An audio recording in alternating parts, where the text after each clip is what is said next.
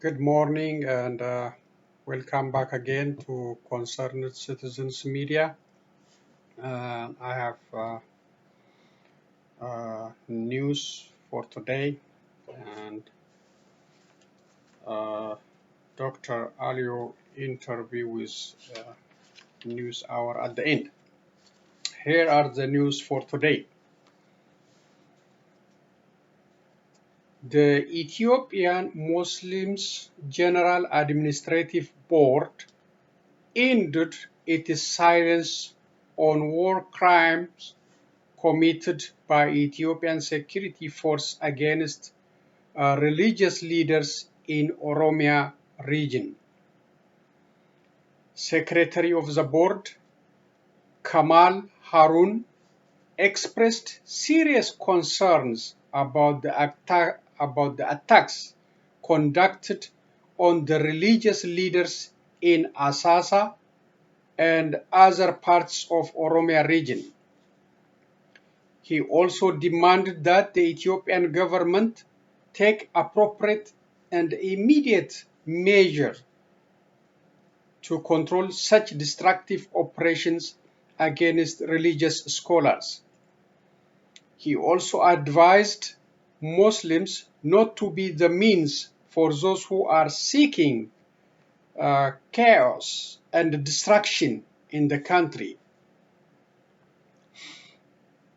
Mr. Harun said Muslims must work with friends, residents, and neighbors to promote peace and stability in the country. The Ethiopian Muslims Ulema Council, this is the High Council, denounced the action of the administrative board by saying the board didn't consult with them about this briefing statement to the media and also does not have the mandate to do so. So the Ulema Council opposed the releasing of this statement by the administrative board. So there is some kind of conflict between these two bodies. The Muslims Ulema Council wanted to be silent about the atrocities happening against Muslims, Muslims religious scholars, and mosque imams.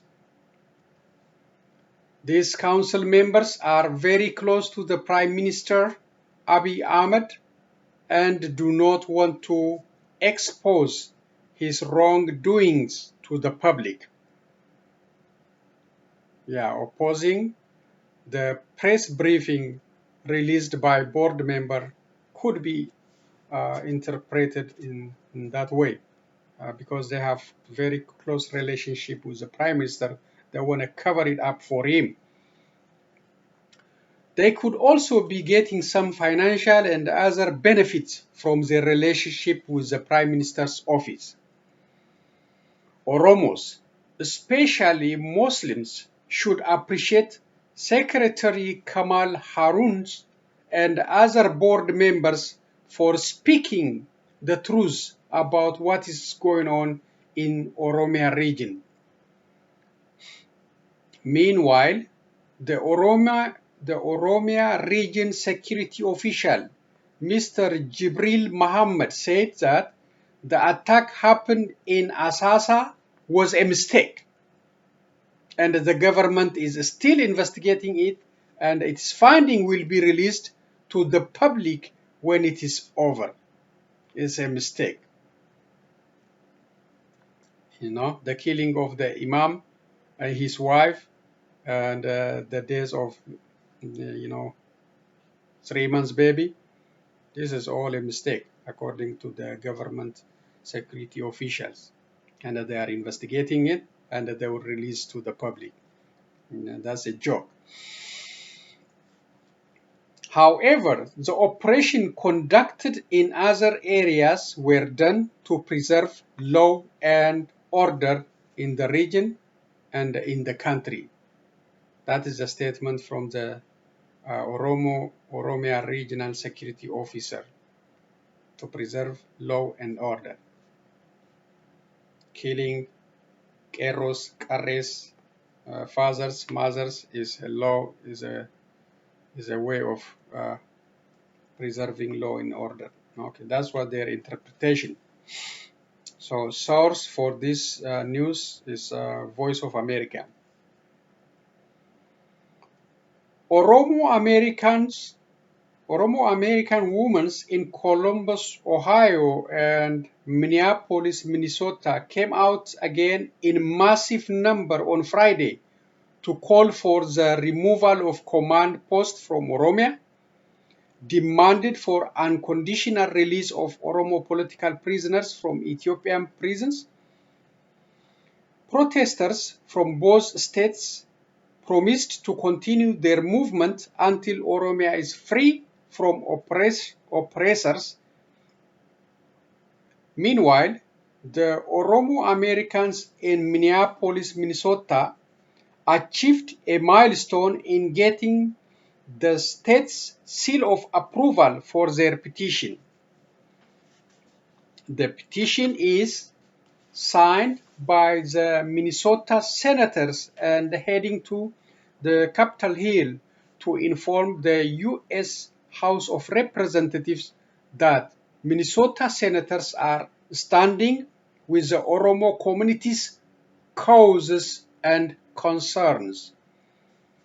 The petition is asking the House of Representatives to demand the Ethiopian government stop using excessive force against peaceful protesters, stop arbitrary arrest and the detentions of Oromos, release all Oromo political prisoners, and independent investigation be conducted for artist Hachalu Hundesa's killing. The petition also calls for the freedom of expression and freedom of movement is respected in Ethiopia. We all should appreciate the senators and the House of Representatives of Minnesota for sharing our pain and for contributing everything to stop the atrocities carried out by Ethiopian government against Oromos. Oromo Americans from Minnesota also deserve our appreciation for their tireless activities for the causes of Oromos back home.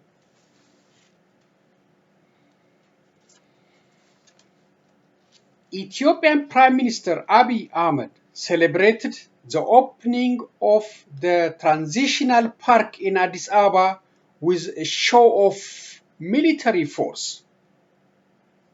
The Prime Minister used the park opening ceremony to show to his challengers that his special commandos and the National Guards are ready to defend him and his supporters.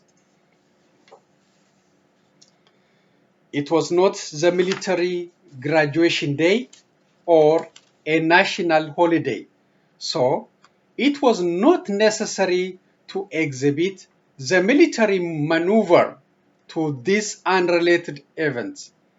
It was an attempt by the Prime Minister to threaten Ethiopians who are crying for freedom and justice in that country. It could also be the sign of Ethiopia heading to dictatorship in the future. So it was totally unrelated event. Park opening ceremony with commandos showing up all kind of tactical skills. I don't get it, and it was not as necessary, and it's a sign of, showing force to the Ethiopian peoples who are demanding justice and freedom. So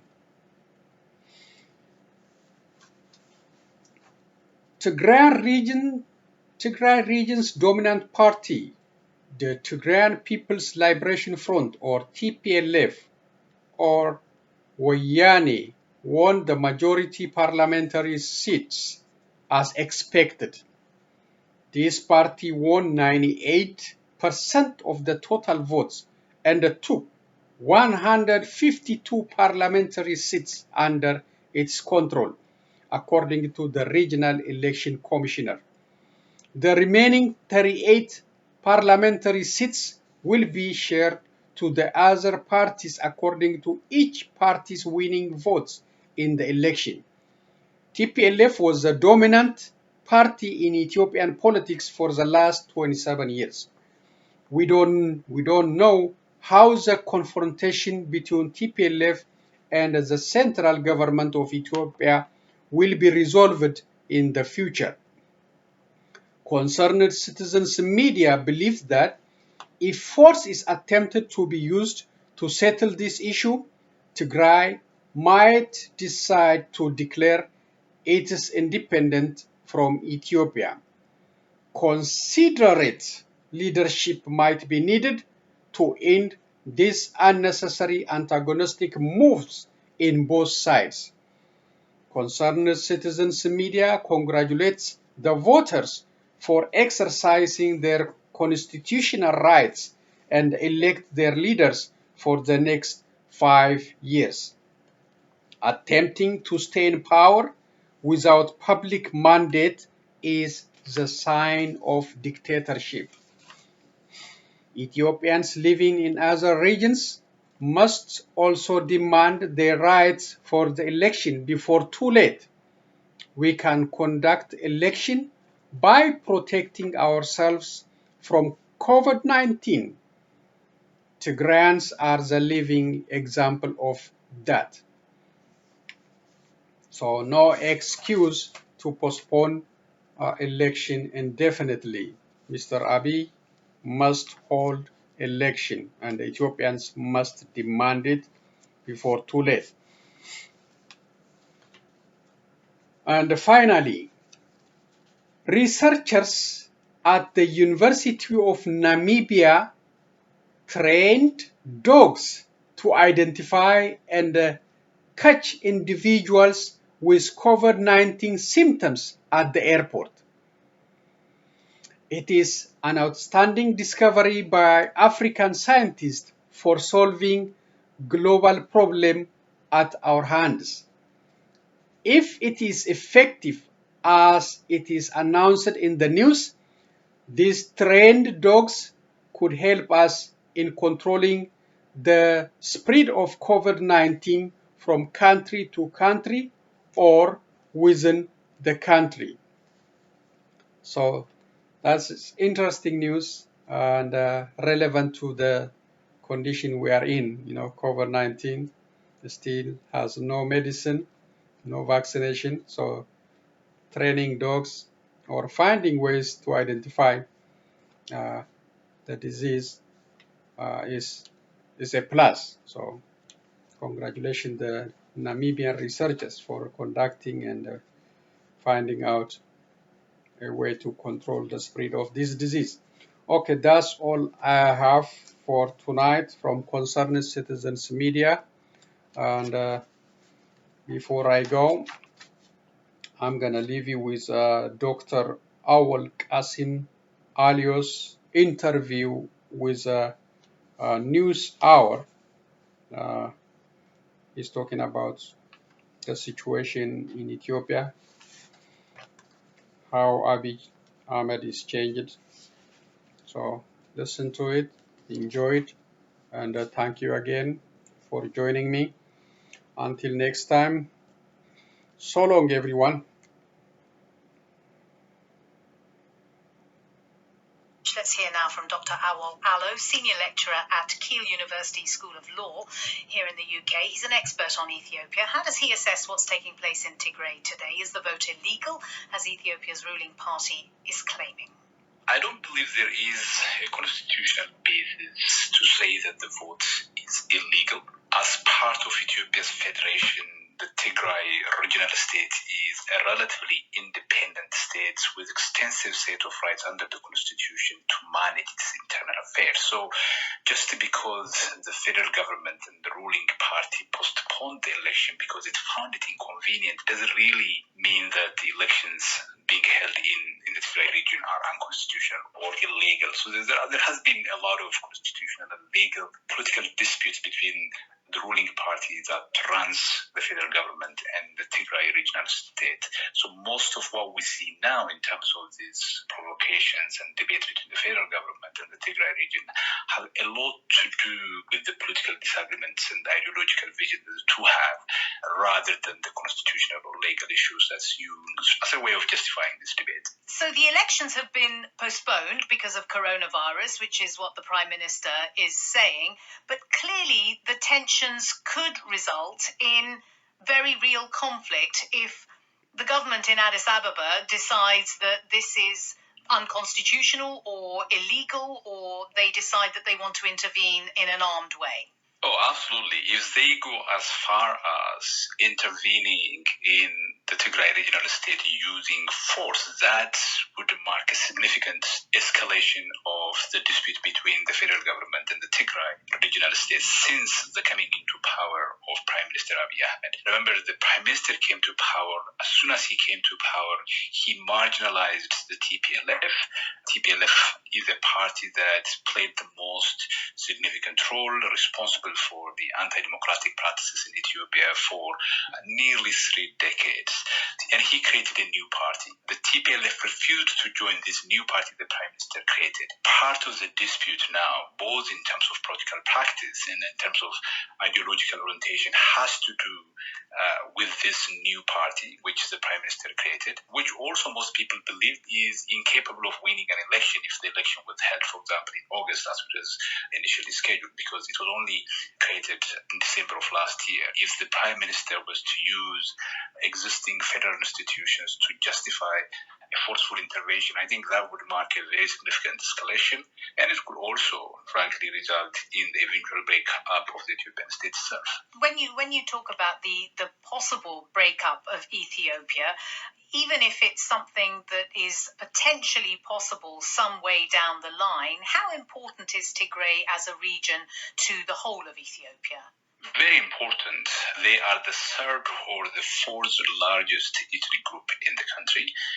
Historically, a very important part of the Ethiopian state. I think another important dimension of this is that they are currently the only region that have certain level of independence and autonomy as part of Ethiopia's federation. Every other region is totally under the control of the new party that the Prime Minister created and the Prime Minister himself. The constitution envisions highly independent regional states, but in practice, both under TPLF and currently, the regions don't really have the kind of power that are envisioned by the constitution. We have always had in that country highly authoritarian governments at the center who wanted to control and dominate. So in some ways, I think what we see in the Tigray region, a kind of defiance or refusal to be subordinated to the federal government, is in keeping with the constitution. Just over a year ago, Prime Minister Abiy Ahmed was riding high. He just won the Nobel Peace Prize. He was launching ambitious reforms. And now it looks as though it's possible that it's those reforms that have lifted the lid on ethnic tensions, or that he was never really capable of holding the country together in the first place. What do you think? I think looking back now, it's very clear that the Prime Minister was not really genuinely committed to any of those reform agendas that he initiated. They appear now to be part of a broader strategic maneuver on his part to get a political buy-in from the various actors in the country until he consolidates power. After he consolidated power, I think the behavior that he has shown over the course of the last 6-7 months, particularly the last 2 months starting at the beginning of July when the Oromo artist Haji Al-Hundesa was assassinated, he subsequently eliminated almost all of the very strong political opponents to him from the political scene. And he is now presenting as the only person who can provide the cure for Ethiopia's ills. So It's very unfortunate that the Prime Minister has turned it into really a typical kind of authoritarian leader that Africa has witnessed since the decolonization in the 1960s. That was Dr. Awol Alo, Senior Lecturer at Kiel University School of Law. This is Newshour.